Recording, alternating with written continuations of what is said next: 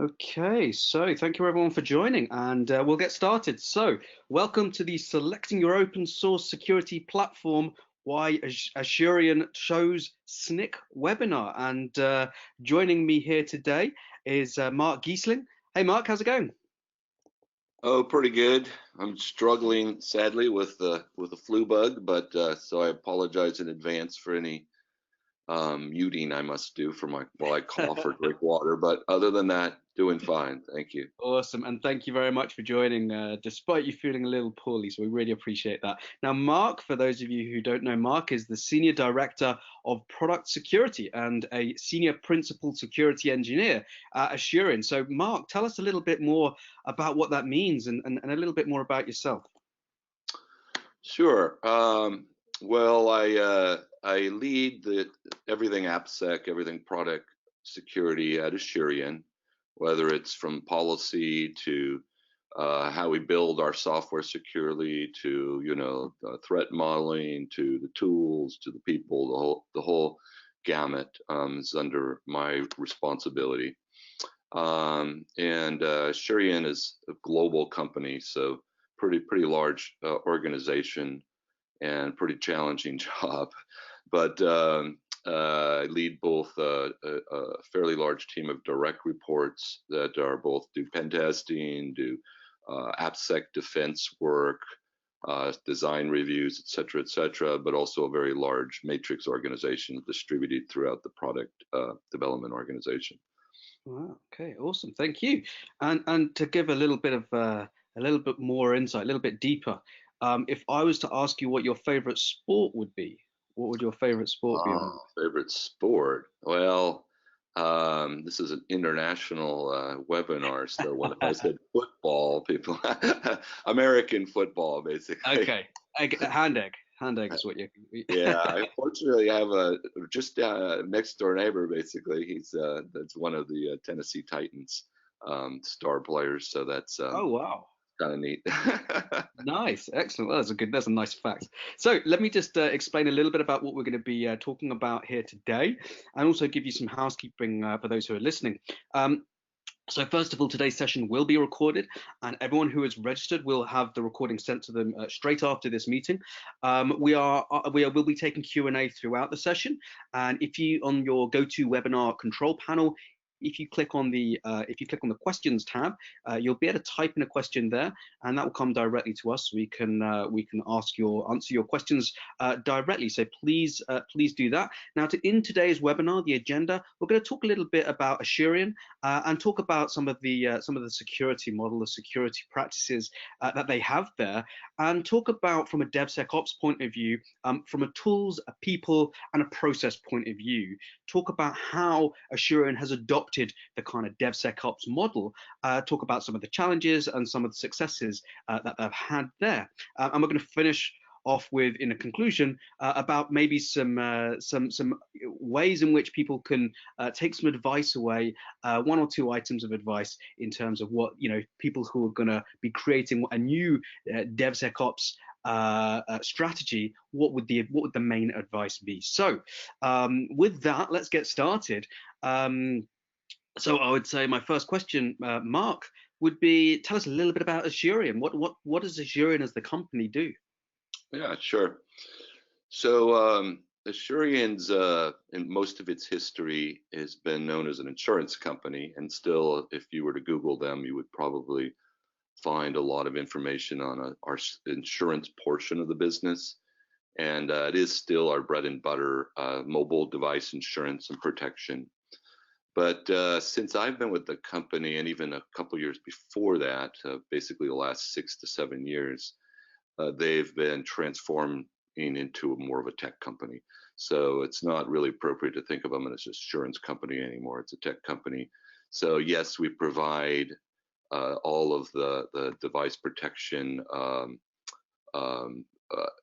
ecosystem, if you will, that goes with that, and all the software, all the tech support, and all of that stuff.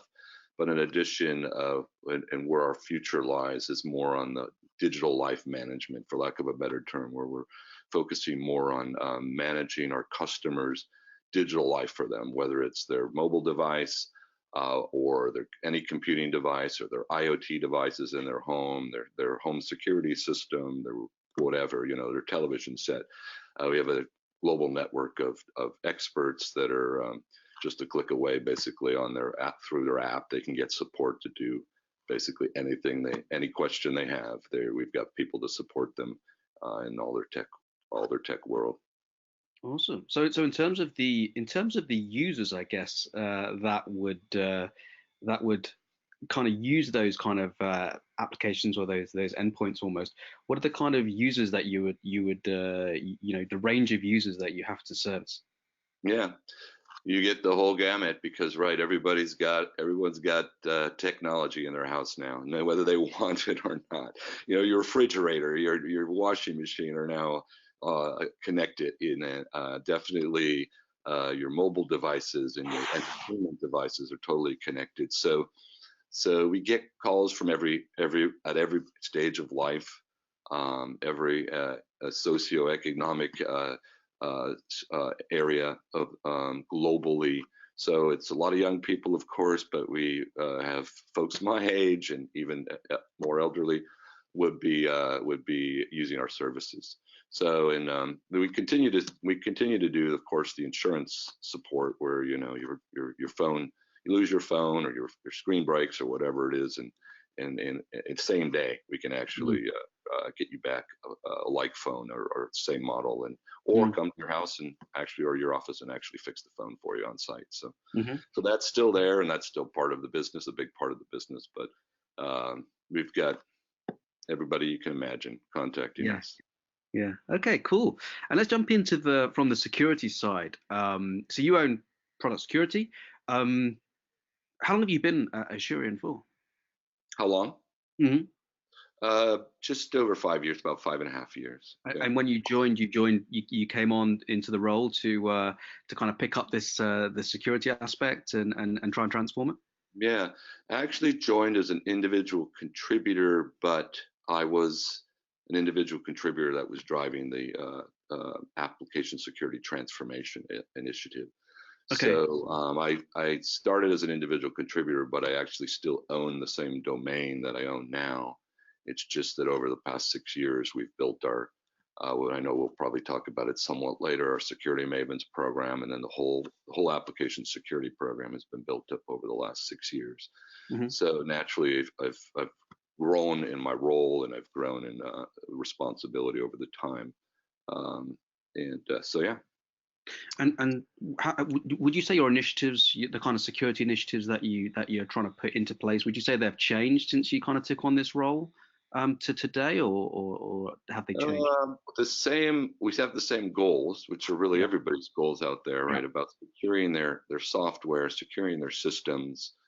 But it's evolved somewhat in how we do that, right? We continue to try to use the latest technology, the most innovative ideas, and keep pace with the technology world that's constantly changing, right? As we all who live in the tech world know, it's a never-ending race to just keep pace with it. So if you was to say, these are our key initiatives today, what are the kind of things that you're most passionate about today? Well, probably the thing I'm most passionate about is the concept of distributing security into the product development organization. Well, what a lot of people may know of or think of as SecDevOps or DevSecOps is the DevOps revolution has occurred. It's here to stay. The way we develop products is different now than it was 10, even 5 years ago, and it's not going to go back. Teams need to move extremely fast, be autonomous, and security needs to adapt to that. Security needs to be likewise just as agile, just as flexible. And in my opinion, the only way to do that is really to take a more of a distributed model rather than a centralized security model. You still have a central function, of course, but the vast majority of the work being done, at least for application and product security, should be distributed into those DevOps or those DevSecOps teams. And just that message and how to do that effectively is probably the thing I'm most passionate about. And we're going to cover people actually a little bit later, so we'll go into more depth on that. I think that's a really important point. In terms of the responsibility, though, because this is always an interesting one where we kind of split roles and split the tasks that people will tend to do in security around these teams. Who would you say should own the day-to-day security of code that's being delivered? In my opinion, it should be the product owners. It's that is a key principle of DevOps and would apply to DevSecOps, is ownership, right? If these individual teams need to own the product. We've always considered them as owners of the quality of their products they develop, stability and whatnot. Why would we not consider them owners of the security of their product? It is built into the product. It's a feature of the product. It's joined in, it's inseparable from the code of that system and the infrastructure of that system. Why would we not make them owners of that? And making them owners of it naturally will engage them further.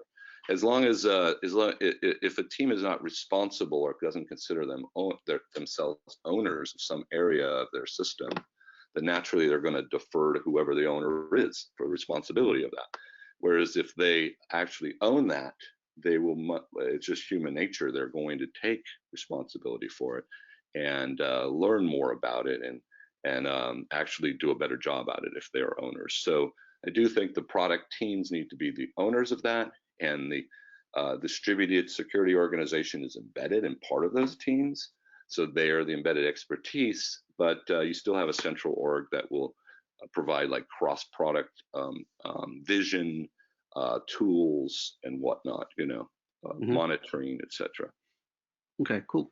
And I guess within the product teams, the development teams, you'll have, different amounts of code that they're writing versus open source code that they're pulling in. I guess there are different approaches to make sure that code is secure, both in the code that you're pulling in and still need to make sure it's secure versus the code that a developer's writing in their IDE. How do you prioritize between the two different types of code that your application's constructed with? Yeah. Well, there was a time probably several years back where open source security was not kind of a first-class citizen, if you will. We were all doing static analysis. Everybody knew they had to do static analysis, whether they were doing it or not. It was an accepted requirement to be responsible from an appsec side. And so static analysis, from the sense of analyzing our custom code statically. There's a lot of tools out there that do this and do this pretty well. It's been around for more than 10 years, right? And it's pretty mature. The open source security has been around for more than 10 years as well, but it did not have the adoption that static analysis did up until recently. And so there was a point in my career as well. I was far more focused on static analysis. But in the last several years, I've been focusing more and more on open source security because the nature of our products is there's more open source in there than there is custom code. And so they're both equally important, and they both have their own challenges. Custom code is naturally going to be more likely to introduce new vulnerabilities because you're changing it. You don't have the peer review of the international community like you do on open source, et cetera, things like that. But at the same time, it's a smaller portion of your products, and the open source components are 80%. Is the average. 80% of your code is open source. So, and if you look at the history of major security breaches and incidents that have occurred over the last few years, most of those have been related to open source components. If you even look at Heartbleed, open source component, Shell Shock. Even the issue with the recent Equifax, right? It was now 2 years old, actually. Seems like it was yesterday, but 2 years ago, the Equifax breach, that was open source component, right? And so open source is, there are ways, I think you would be justified in saying it's actually more important than custom code security, but you can't neglect either. It's you need both. Yeah. And of course they have very different kind of tool sets that are used to be able to test for vulnerabilities. You have SAST, as you mentioned, for kind of your proprietary code, and then there's a SCA style tooling for open source dependencies. So we're going to jump into three different aspects now of a kind of typical how you would adopt a DevSecOps kind of mentality. One will be tools, one will be people, and then we're going to jump into process. And let's jump into tools first, as we did mention SCA there, and we'll talk a little bit about the fact that Asurion made a switch across to Snyk from a competing vendor, should we say? We won't name names or anything like that, but it was a competing vendor that did SCA as well. So let's ask some questions initially about the reasons that you made this switch. So what were you lacking with your previous solution that even made you think, you know what, we need something else to replace this with? Yeah. Yeah, well, when we originally went to do an analysis and evaluation, this was probably, let's see, almost maybe 5 years ago now. When we first started looking at this. At that point, I really didn't know much about Snyk. I don't even think I had heard about Snyk. Not that you guys may have been around at the time, but 5 years ago I hadn't heard of it. And so I immediately went to the players that I was familiar with. Some of them have been around for quite some time. One of them I was familiar with even from back when I worked at Intuit in 2010 through 2012. So it was naturally went to those, at that time, the leaders in the field. And we did a bake-off and pretty thorough analysis. But Snyk wasn't in that evaluation process at the time. So we chose the winner of that bake-off process, and a lot of weight went to the reputation in the industry and that sort of thing. So but what we saw happen as we implemented the solution, and they provide all the basic functionality. The main challenge was they were not, from our perspective, organizationally able at the time to adapt to the rapid changes occurring in the technology world. I don't know what their internal processes were, but they didn't appear to be themselves a DevOps agile organization that could respond quickly to the changes in technology, adapt to them. They didn't appear to really understand the philosophical approach we were trying to take of DevSecOps and the need to really have a very flexible, agile, distributed control over these tools and processes. So it was, and honestly, they just weren't keeping pace with what we needed. So at that point, actually within, and I know we'll mention people and processes a little bit, but within this matrix org that I have, a security Mavens, we had some of them start to say, hey, I've heard of this tool Snyk, and I kind of like what it does, and I'm looking at it. And so we began the reevaluation process of what would replace what we had. And the security Mavens that blew you us mentioned, away with his capabilities. So we were pretty impressed, and it was a pretty clear winner when we compared the two. And the security Mavens that you mentioned, they're engineers, right? They're not necessarily security in the security team. They are not. They do not. None of them that we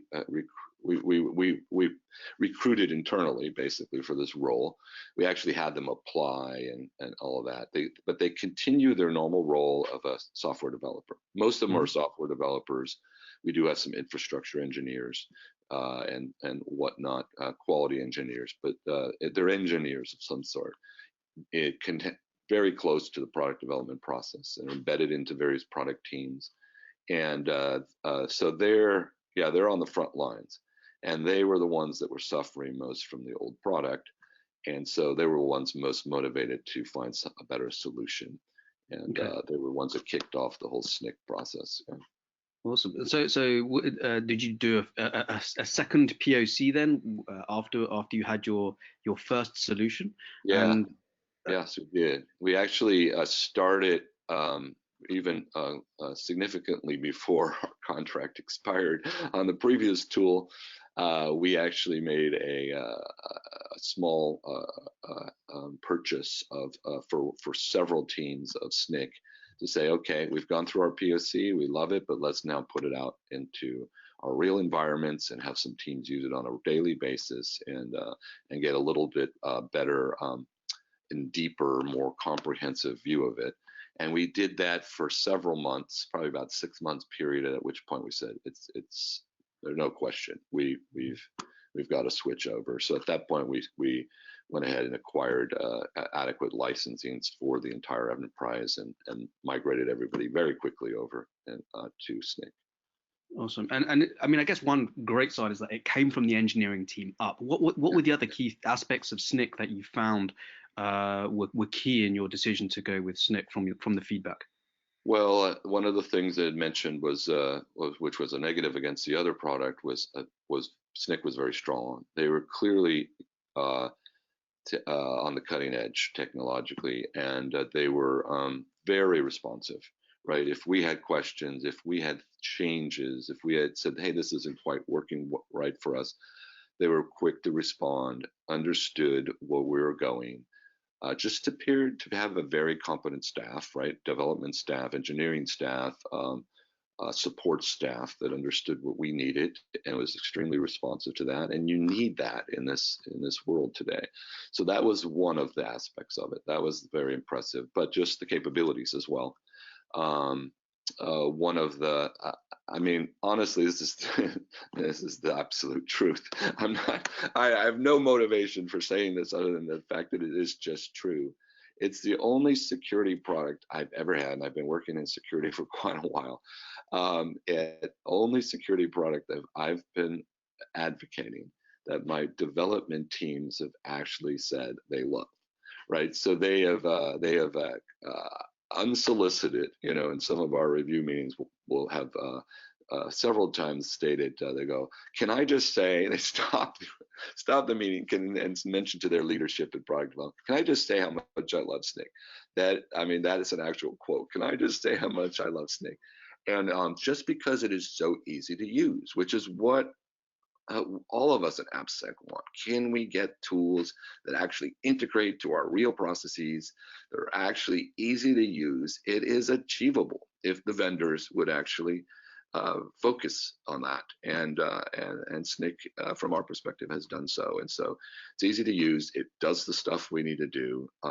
They love the capability. I just mentioned one of the capabilities of basically a click of a button, and we'll issue a pull request update the modules that need to be updated. They love that capability. It just works seamlessly in their environment, and that's what we want to happen. So we can move rapidly, and security is not seen as this gate or obstacle that is slowing us down, but security gets fully embraced and says, we understand why this is important, and we actually see that these tools work well, and they work well within our environment. So excellent. I mean, that's great to hear. That's great to hear. And let's talk a little bit more about that in terms of adoption. I guess we're talking developer adoption here, I suppose. Yeah. How have you found the adoption with both tools, and how important is that in your organization? You mean like in terms of how widely it has been adopted throughout our product development organization? Yes. Yeah. Well, in essence, we have made it a policy requirement, right? As that they do need to have this in their pipelines, in their DevOps pipelines or their CI/CD pipelines. And so, but it's one thing, as we all know in the security world, to have a policy that says you must do something. It's quite another thing for your dev teams to actually be doing it. And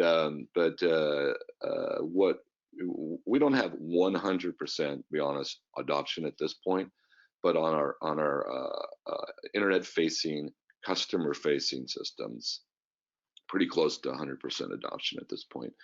And there have been brand new teams they will have to use it, just like they have to use SAST as well. And but we've also covered all of our existing products, our legacy products. They're all using it, and we are able to monitor and the results that it's achieving within the development team, but also from the central security team as well. So.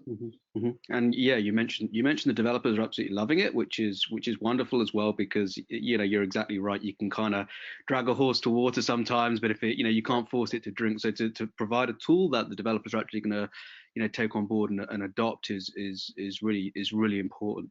And you mentioned about the automated fixing.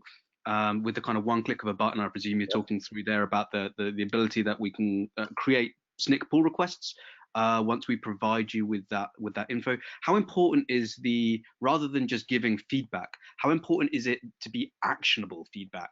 And how well used would you say is the automated fixing? Right. It's extremely important because I mean we've seen this with the static analysis for custom code is of course different, right? It's when it finds an issue, if it's not a false positive, which static analysis is notorious for reporting mostly false positives, but if it's not a false positive, you got to go in and make a code change yourself, right? It's your code. So there's no automatic solution in most cases for SAST. But when it's open source, the solution is usually already been developed. The vulnerability has been documented, it's been published, and somebody has fixed it in the community, and there's a patch for it, usually very quickly. And so there's a fix available.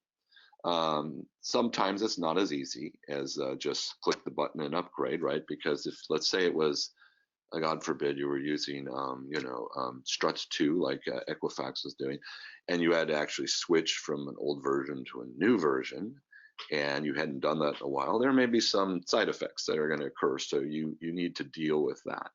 But oftentimes it is as easy, just update to the latest version, right? And which has the fix. And if to make that as automatic as it should be, right, is, hey, it's as trivial as updating my module and making sure there were no side effects of that. And I know Snyk does that analysis internally as well to some degree. That, of course, is critical, because if you don't do that, all you're doing is reporting a bunch of vulnerabilities, but your dev team is overwhelmed trying to fix all those vulnerabilities.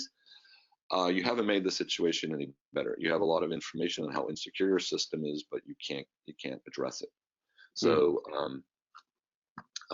it's like it's fairly useless information unless you're going to address those issues. It's not valuable information. So those capabilities of Snyk are critical.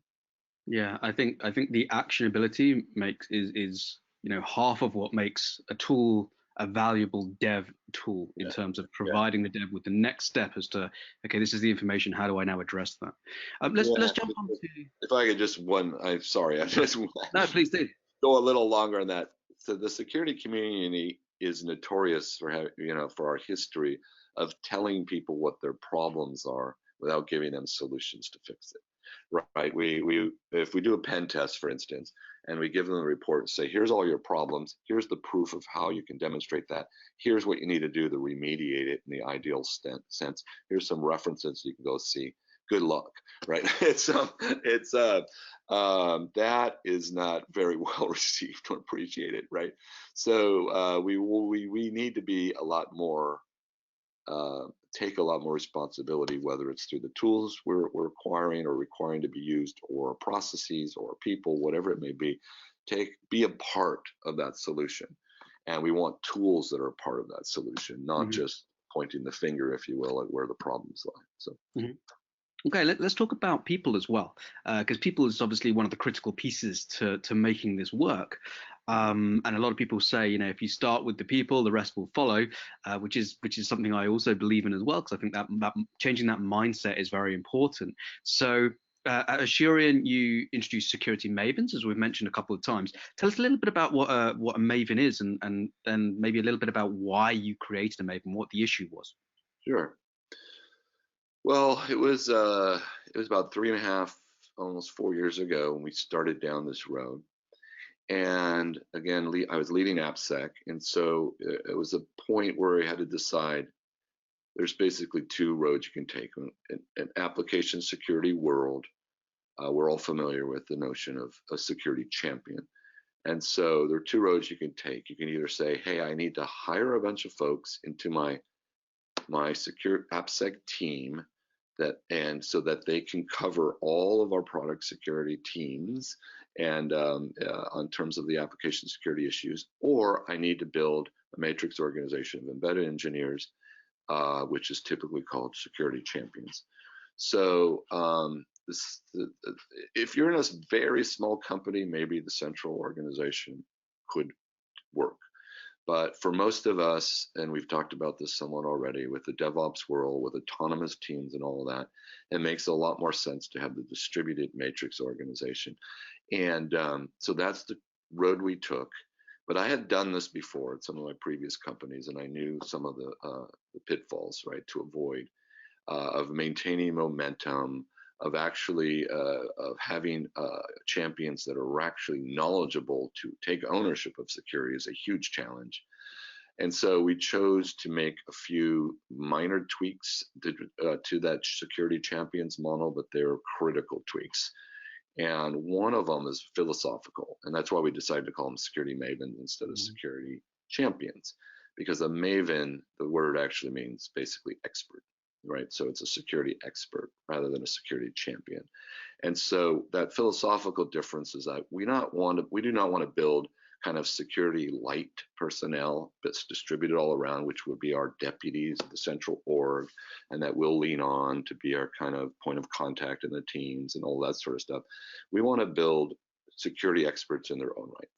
Folks that actually know just as much, ideally, about security, application security at least, as the central application security experts, so that they can responsibly take ownership of security and they can move independently. We'd still be there in the central organization, as I mentioned, to provide vision, to provide cross-team tooling and frameworks and oversight to some degree, to drop in on teams when they're out of their depth as they're learning, right, and growing, and all of that sort of stuff. But what we really want is to have embedded security experts in the team. Now that would be extremely expensive to hire those people, right? They're expensive to hire a couple of them, let alone 100, right? Or however many you need to distribute into all of your teams. So so that's why what we did was we decided we were going to advertise the process, what we were going to do, make it very attractive, and then open up an application process that they can actually apply to take on this role, which would end up being a pretty fun and career enhancing and tech role that would be attractive to them. And we did that, and we initially get about 7 times as many applicants as we could take for our initial group. And then what we do is we've trained these folks with very intensive, in-depth security, same stuff you would do for a full-time security professional, but we never take them out of the role. Their job is still the same job they have. You keep writing code, you keep developing, but now you've become an embedded expert in that team. You are going to be influencing your broader team. We don't actually make them the policemen. We don't make them the enforcers. They are basically the catalyst for the cultural transformation, and they are self-motivated, capable, competent, and they are their job is just to educate, right? Do your job, do it well, and now do it with the different perspective of the expertise that you've gained, extra expertise you've gained, and influence, right? Be a person of influence on your team, and that's what we've done, and it's been wildly successful in actually bringing about Asurion has always been security focused. It's like we never did not want to put security number one, but implementing that into the product development team is a challenge. It's a challenge for every team. But this initiative has been wildly successful of transforming the product development organization to truly make security an equal player at the table with features, and now they actually own it within their teams. So they they're the ones that are like the choice of Snyk. They're the ones driving a lot of the decisions even. And we have experts embedded in that have become truly even globally recognized experts that 3 years, 4 years ago didn't know anything about security, and now they're off talking at OWASP conferences, open sourcing secrets management capabilities for Kubernetes that are embraced by the industry. So it's been a huge success, and it's everything else has basically followed that. And you mentioned so these security mavens are still engineers within these product teams, so their core functionality is still to deliver code. Yeah. And as the security mavens, do you consider them to be people that add process into the team, or do you see them as people that educate everyone on the team to say, maybe we should be doing it this way, and then teaching other developers on the team to be more security conscious? How do they influence the wider team? Yeah, they do both in the sense that they are educators, right? They're the educator, evangelist, etc. But not in the sense that I'm kind of telling them what to do, right? Yeah. I'm simply training them, and then they are basically released to now go and do it. And so we do, there's naturally some frameworks around that. We actually want them to be to interact with one another as well, because some may have, for example, an expertise in Kubernetes, another may have an expert in a different technology. So they do share cross-team. But we do primarily want them to be educators, because if the culture, like, and this is a key to DevOps, right? Like DevOps CAMs and CALMs acronyms, CAMS and CALMS. The C is first, and that's culture. You need the cultural transformation to occur first, or the rest will not.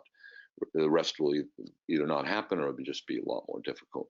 So so they're the ancient agents, if you will, that cultural transformation, the catalyst, the core.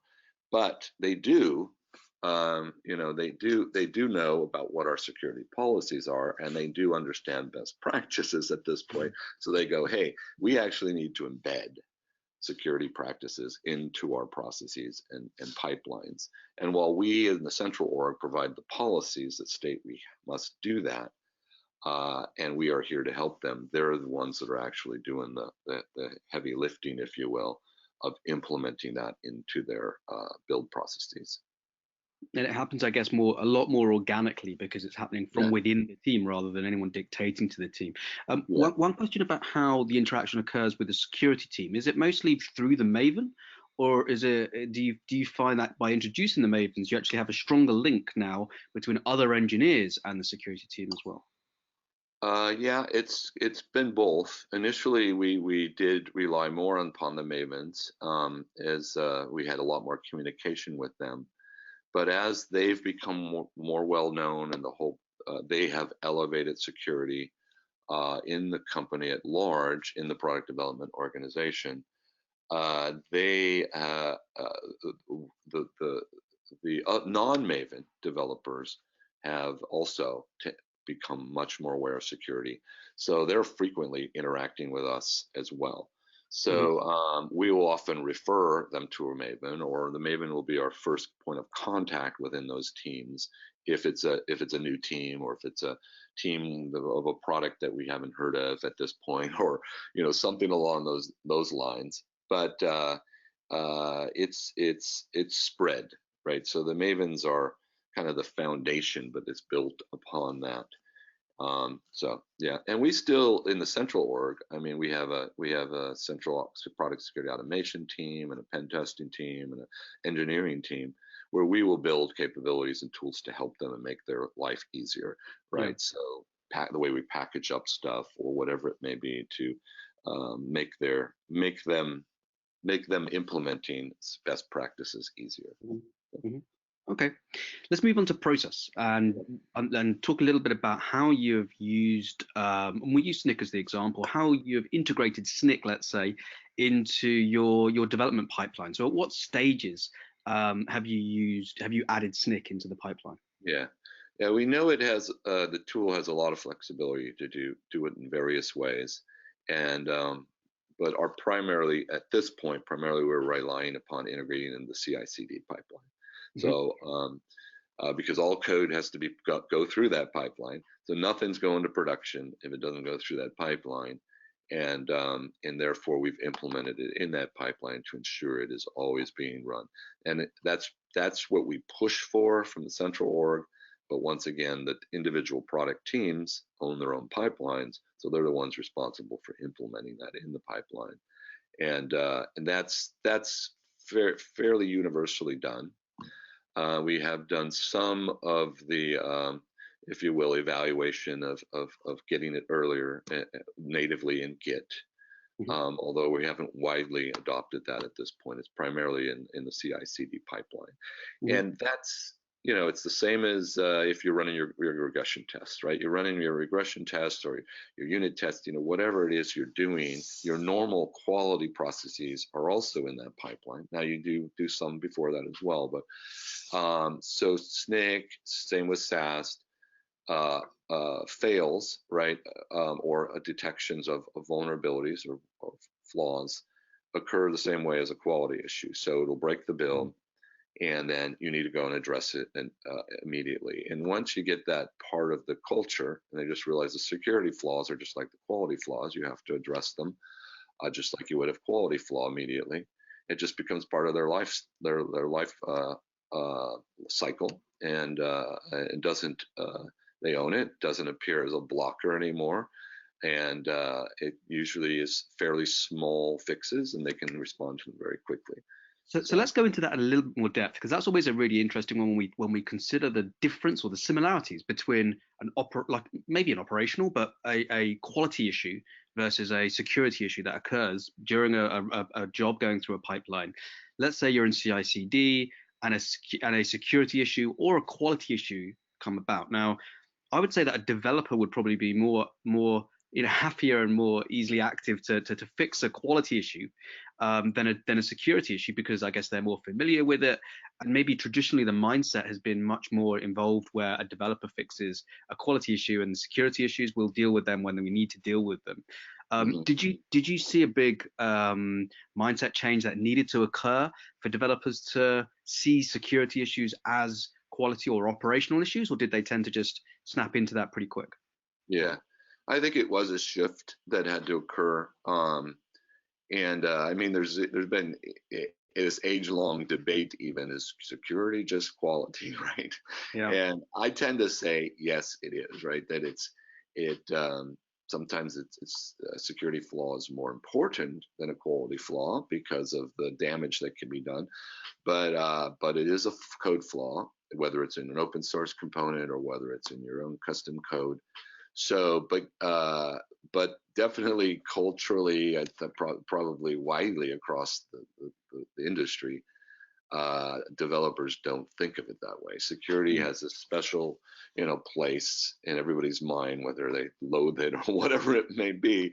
So they getting them to see it as, hey, it's just like your other flaws, and you have to address it just like your other flaws. Now, if it's in their own code, that's more natural because they can say, oh yeah, I implemented that incorrectly, I need to fix that. If it's an open source component, it's not their code, but they're used to having to patch things because of flaws or feature changes or whatever it may be in open source component. So now you're having to patch it because it is there's a fix for a security flaw. So you can see it should just fit into that naturally, but it's because of the history of security being treated specially has created this unnatural divide between the two, and so it took a little while to overcome that, but at this point it's pretty well overcome.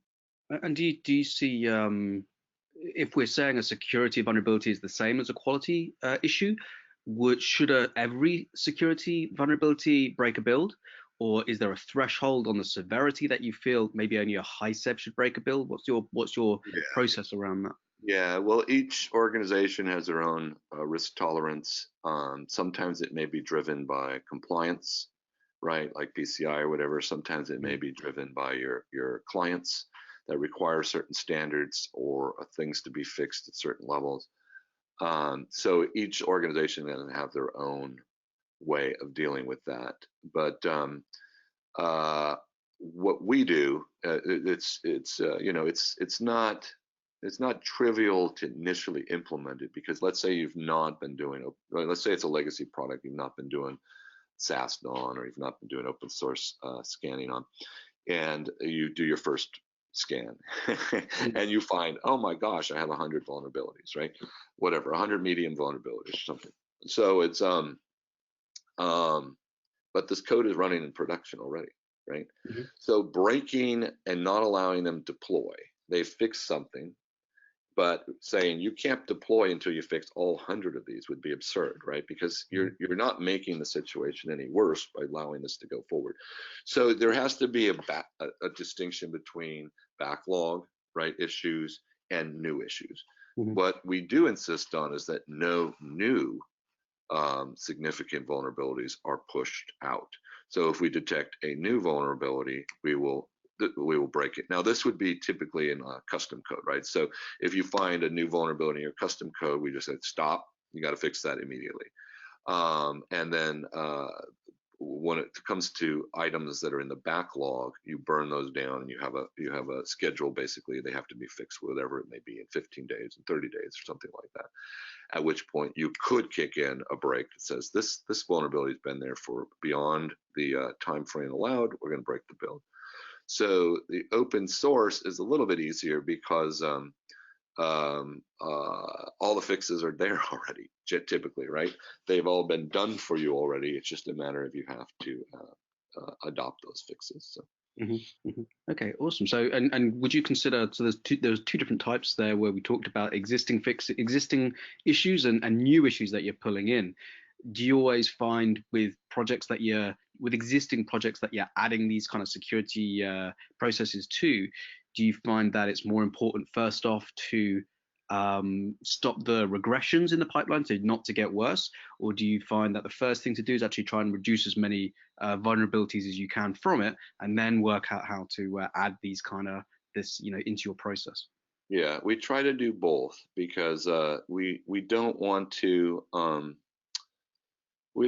punish people, if you will, let me put it that way, for adopting good processes, right? So they're moving to the tools, they're adopting the good processes, best practices. We don't want them to feel like, great, now I can't do another release until I fix everything, right? Mm-hmm. So again, if it's let's say it's a critical component vulnerability, then what we would do is escalate that right to the top and say, this needs to be fixed immediately. Right, and this, all hands on deck. This needs to be fixed, and no more push. Nothing's going out until you fix this.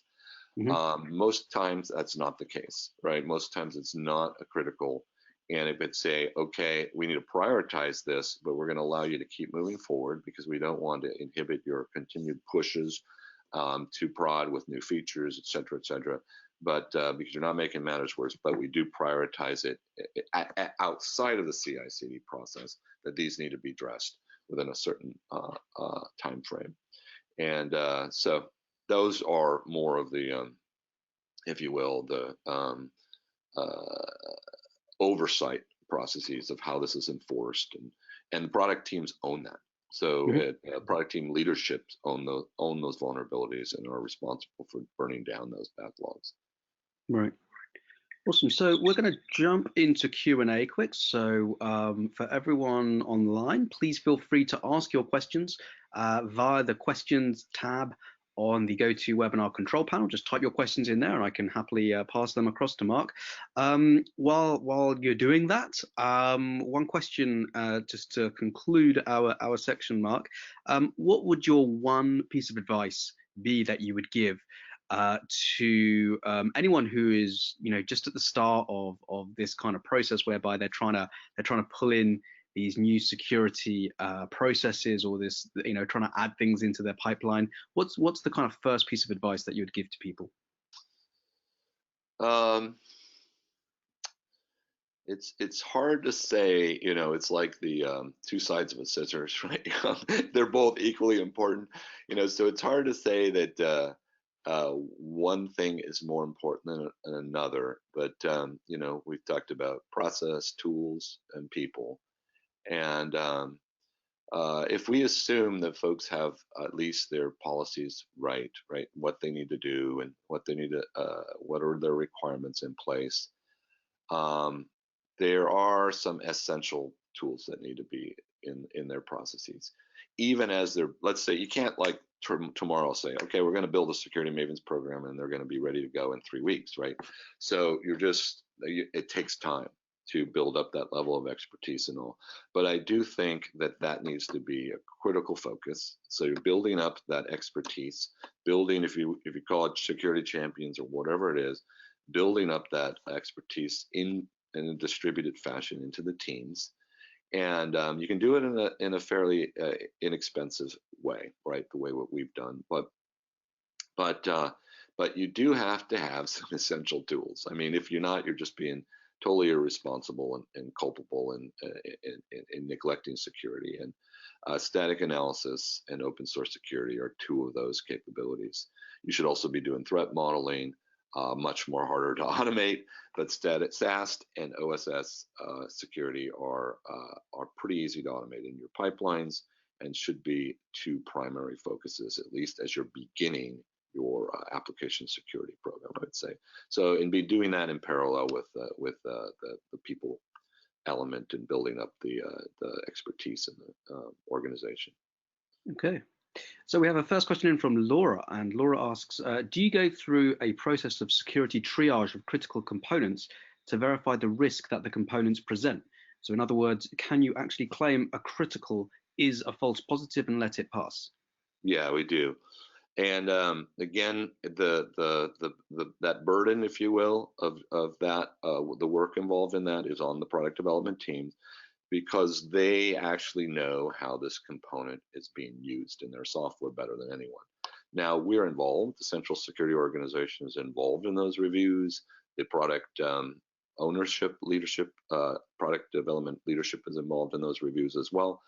But the engineers, and a lot of that falls on the Mavens' shoulders that I was talking about. They will, when an issue comes up that is a critical, or say, let's say Snyk indicates that it's a critical, they will go and do the triage and the analysis, and then they will perform basically a review and explain to us why it is or isn't a critical in their, because of the way, it may be because of the way that they're actually using it. Maybe that functionality is actually never used, for instance, of that component, or whatever the reasons may be. They may determine that the risk associated with this issue is not critical, although the vulnerability technically is critical. So definitely we do the triage process. We don't just blindly accept what we're being told by the tools. Mm-hmm. We have a second question, and we're a little late on time, so we'll take this as the last question.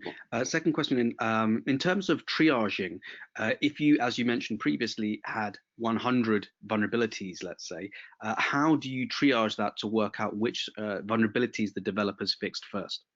Yeah, it would be by the severity, right? And well, we would start with the severity as reported by the tool, but as we triage those, of course, we may change what we consider the risk associated with those issues. So it would be the ones what we consider are most risk, right? So say, for example, it's a back office component and it has a vulnerability in it that is critical versus something on the internet that has a vulnerability is critical. And we realize, yes, that vulnerability is exposed, it can be exploited. Then that if it's exposed on the internet, it's exploitable, that would take top priority. That would be one of, like, if it's critical, all hands on deck, we need to fix this immediately. So so just I would say it's just the same risk management approach you should take with all security issues. Mm-hmm. The only difference is that the triaging of that is primarily the responsibility of security Mavens, although we're here to support them, right? Review their choices and judgment and whatnot, and we may have some additional information to give them, but they understand better than anyone how that component is used and what the actual risk may be. Awesome, thank you very much. And as I mentioned, we're a little bit late on time. There's another question which we'll pass out afterwards, and we'll we'll answer that one just shortly after. So thank you very much, Mark. It's a pleasure chatting to you, and appreciate all the work that we've been doing, that you've been doing with us as well, to help with the feedback on the product and things like that as well. To everyone who's been listening, thank you very much for attending. The recording of this session will be emailed out to you afterwards, so you'll be able to watch this afterwards as well as a recording. And thank you very much for attending the session. Have a great day, everyone. Thank you. Thank you.